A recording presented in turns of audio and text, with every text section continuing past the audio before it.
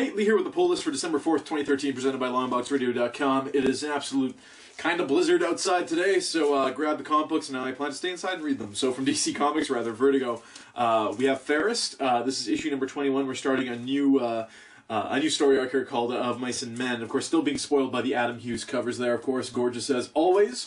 Also from DC Comics, I guess we have Swamp Thing number 26. Basically Swamp Thing versus Cedar, who gets the crown of the Avatar of the Greens. So looking forward to that one. Animal Man's also featured on the cover. We've Constantine's on the bottom there. It's just going to be an all-out fun time. Going over to IDW, we have Judge Dredd number 14. Number 13 was freaking fantastic.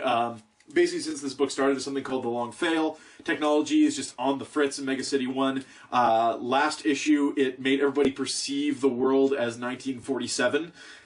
Which was super, super cool. So I'm hoping they continue that theme in this book here, but always like Judge Dredd. Going over to Marvel, we have Avengers Annual. This is number 001, the first annual of, I guess, the Hickman Avengers, I guess you'd call it. From Immonen, of course, is writing that one for us. I believe Immonen is also doing the... not the Inhumans book. There's something else. Matt Fraction's doing the Inhumans book, I think, which I didn't pick up. So if you did, let me know how that was, because, you know, there's only so many comic books you can buy in a week. Anyways, it looks like we got a little bit of a, I don't want to say a Christmas theme, but snow is definitely on the menu there. Speaking of snow, we have Amazing Spider-Man 700.1 coming to us not from Dan Slott, but from Morrill Jansen and Bolsolato. Read this. I didn't know what to expect. You read the preview. The preview I read, anyways, is just like, hey, you waited for it like a year and a half. Peter Parker's back. Spider-Man's back. And I'm like, well, how does that fit in with Superior Spider-Man? Well, it doesn't. This takes place in the ether of Spider-Man. He's still working at the Daily Bugle. Jameson's there. And basically, there's a really bad snowstorm in New York.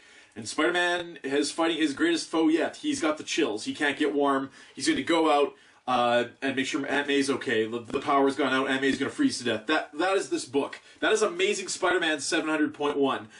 If you're like me and you've been reading Amazing Spider-Man, you have most of the issues of Volume 2 of Amazing Spider-Man, you know what? You're probably going to go out and buy this. You're probably going to buy the next, I don't know, they're doing one a week for this story, like 700.1, 0.2, 0.3 before.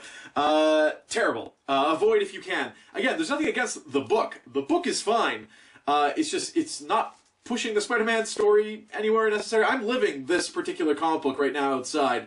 It's called Frost. There's a blizzard. That's what's happening to me right now. And, you know, I went and shoveled my mom's walkway. I basically had about as an exciting time today as Spider-Man does in this book. So, not a huge fan. I should start reading books more before I do pull this, just so I can get super angry about them. But, yeah, will I be picking up 700.2, 0.3 before? Probably, because I do, like I said, I do read Amazing Spider-Man, as many people out there do.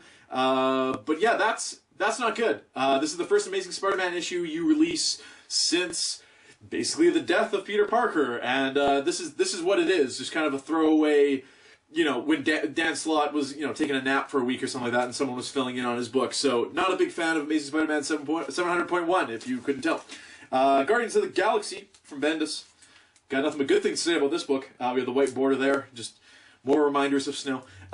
So looking forward to that one. Of course, it's tying into Infinity now. If you read the last issue, you know how. Looking forward to reading that one. Superior Spider-Man, number 23.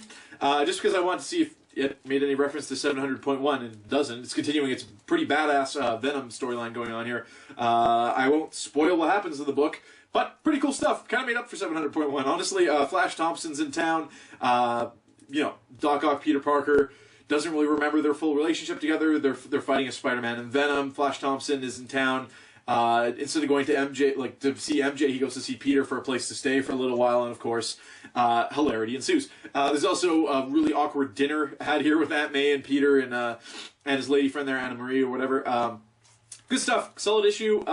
Pretty cool twist at the end, which seems super obvious now that I really think about it, but honestly didn't actually see that coming, Dan Slott, so good tip of the hat to you. I didn't know that's what was going to happen. When you read the book, you'll know what I'm talking about. Anyways, that is the pull list for this week. There are free digital codes. If you want the code for the Avengers Annual, it's on the screen right now.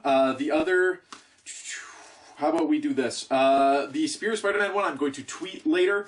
So as soon as this video is up, look for it to be tweeted from the Longbox at Longbox Radio account. Otherwise, Amazing Spider-Man 700.1 if for some reason you want to read it, or Guardians of the Galaxy will be at the end of the episode. Check that out. Longbox Radio podcast number 54 is recording this Sunday. Mike Haynes is making a comeback. Well, he'll tell us all about how his radio show / podcast is going. Of course, we'll talk all about the comic book news and reviews that we have. I'll talk a little bit more about Amazing Spider-Man 700.1, I guess.